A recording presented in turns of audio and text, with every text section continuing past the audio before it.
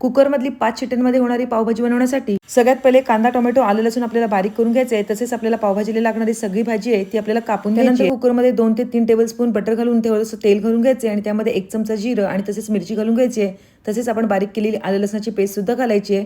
बारीक चिरलेले 3 कांदे सुद्धा घालून घेतलेले आहेत आणि 2 बारीक चिरलेले टोमॅटो सुद्धा घालून घ्यायचे. टोमॅटो छान सॉफ्ट झाल्यानंतर आपल्याला यामध्ये हळद, पावभाजी मसाला आणि तसेच लाल तिखट घालून घ्यायचे आणि तसेच धणा पावडर घालून घ्यायची आहे. आणि ह्या मसाल्याला छान तेल सुटेपर्यंत आपल्याला परतून घ्यायचं आहे. नंतर त्यामध्ये बारीक किसलेला बीट, तसेच बटाटे, फ्लावर, शिमला मिरची, गाजर आणि तसेच मटर घालून घ्यायचे आहेत.